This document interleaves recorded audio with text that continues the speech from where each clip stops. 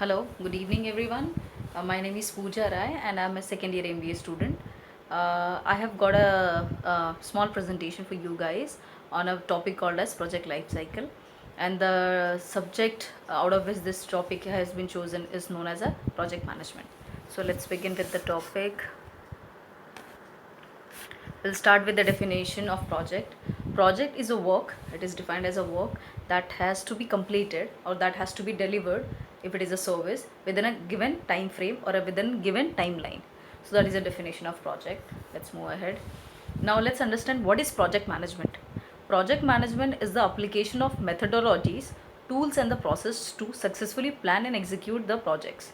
Project management smartly make use of team and the resources to complete a project activity within the boundaries of cost, time and scope.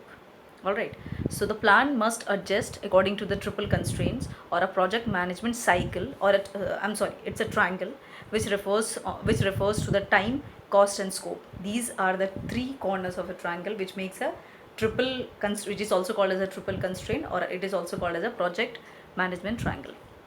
And the concept is a cornerstone of project management, and therefore the manager must pay an special attention to the schedule, budget and the work breakdown structure during the planning phase. So these are the things which a project manager has to take care when he is planning to do something or when he is planning to take over a project. All right, so this is called as a in this the work breakdown structure is also included, so that is called as that is also called as WBS.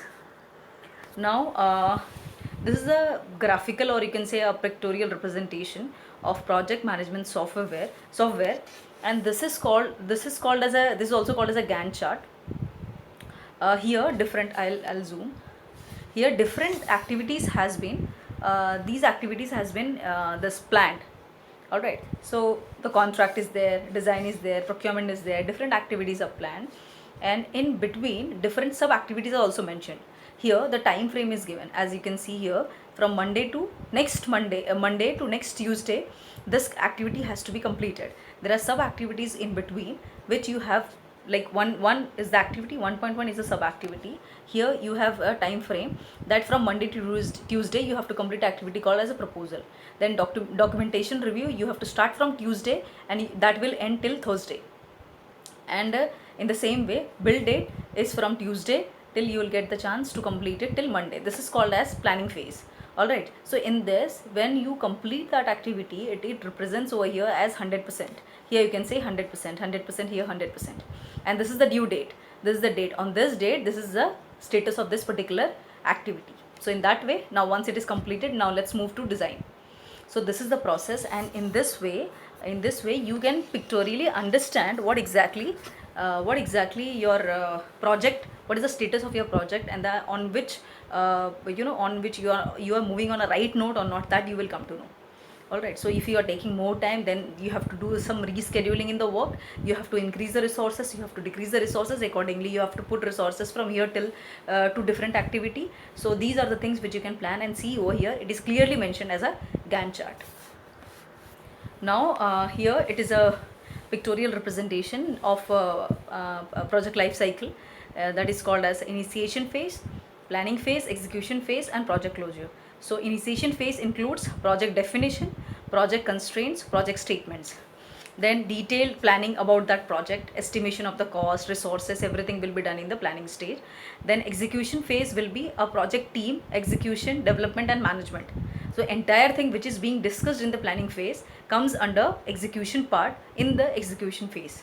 Now lastly you come out to the final conclusion part, and that is called as a project closure. Here you have to monitor, you have to control and you have to close the project, and you have to do the review part as well. Now so these are the different phases. As you can see in diagram, it was 4 phases. Now here I can see the stages as 5 stages. So first phase is project initiation, second is the project planning, third is the project execution, fourth is the project monitoring and control, which was not shown in the diagram, so I have shown it in the next slide so that you have a clear picture about your project. Then and the last part is the project closure. Now here let's discuss the phases individually one by one in detail. So project initiation is the first phase of any project. So here you must prove that your project has a value and it is feasible first of all. You cannot just go and do a project which is not having any kind of value. So you have to show that your project is having value and it is very much feasible. This stage includes creating the business case, just justify the need of the project, feasibility study how it can be executed within a reasonable time, and the cost. All right, so you have to create a project charter in this, a document that sets out exactly what your project is going to deliver. It's very clear from the stage from the PPTs. This stage of the project culminates the project kickoff meetings, where you bring together your team, stakeholders, and other relevant parties to lay out the project goals, schedule, and processes and the chain of communication. So you have to show, in short, you have to show that your project is going to have some value, it is very much feasible. You have to gather your team, you have to gather your resources, you have to discuss. That is called as a kickoff meeting, as an initiation meeting, the first meeting, that is called as an initial stage. Kickoff means the very first meeting, that I'm going to do this project, and this is a let's gather, let's have a discussion, detailed discussion about it, and that is called as a kickoff meeting. Next will be project planning. This is very important. This is called as a second phase of planning, which occurs that a project has been approved now.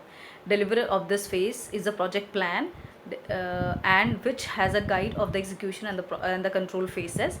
The project plan must includes every component associated with the execution of the projects, including the cost, risk, resources, and the timelines. During this phase, the work required to complete the project is known as project scope. It is also defined as WBS, that is called as a work breakdown structure, as I have mentioned in the first slide. The WBS divides the project into activities, milestones, and deliverables. This allows the project manager to create schedules and assign tasks to their team members. Alright, so you gather your team, you assign different resources. Financial thing will be taken care by people who belongs to financial background. Procurement will be done by the person who belongs to a supply chain department. Sales and that way, procurement, supply chain, finance, then sales and marketing, and many other departments, as you know, in the company. So in that way it works. So project managers often visualize their project using a Gantt chart. I have shown the Gantt chart in the second slide, which represents the order of the task and how they are interdependent. It's very clear. You have to sometimes you have to exchange the resources, sometimes you have to decrease the resources, sometimes you have to increase the resources, and it works in that way. This gives you a roadmap for the work until the project gets completed and it reaches to the final conclusion.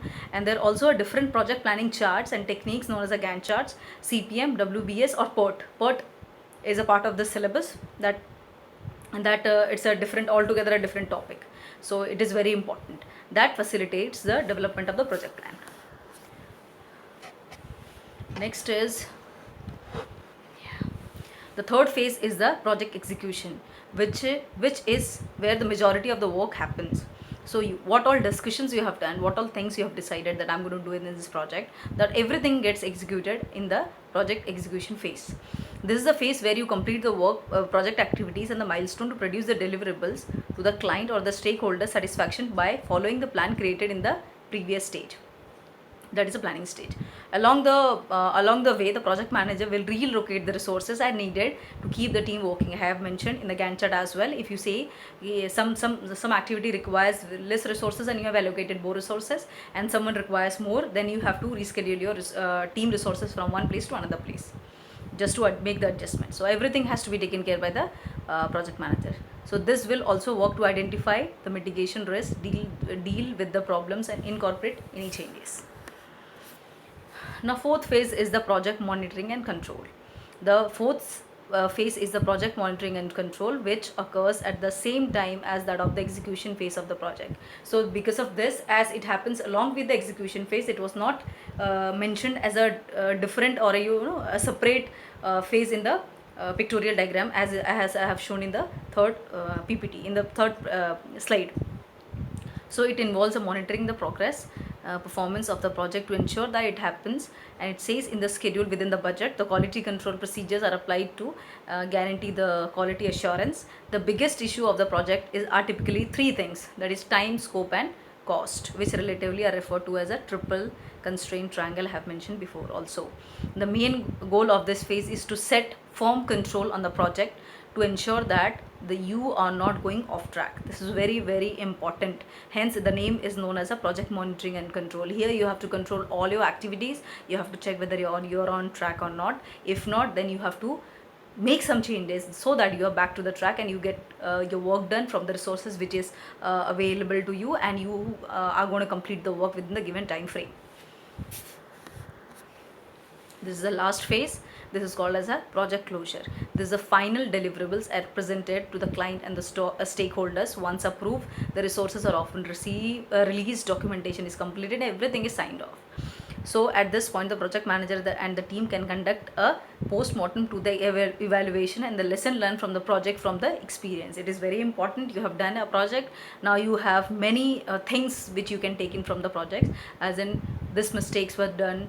So this has to be, next time when we are doing the same thing, this has to be taken care in that way. So it is, you are doing all kind of post-mortem in that, and you are learning lessons from the project which you have completed. Depending on the project, the closure phase may also include handling over the control to a different team, such as operation management team. Now your work is done, your project is done. Now the time has come to hand over the project to different team. This is also called as a handover process. In that case, the job of the project manager is to ensure that such a transition occurs smoothly. So it is a very important thing when you are doing something and you have to hand over your work to some other team. It's a very big task altogether. So in that way, the project manager has to be very careful that you are smoothly, the transition, or you are doing the handover process is very smooth in that case. So that has to be taken care by the project manager. So that's all from my side.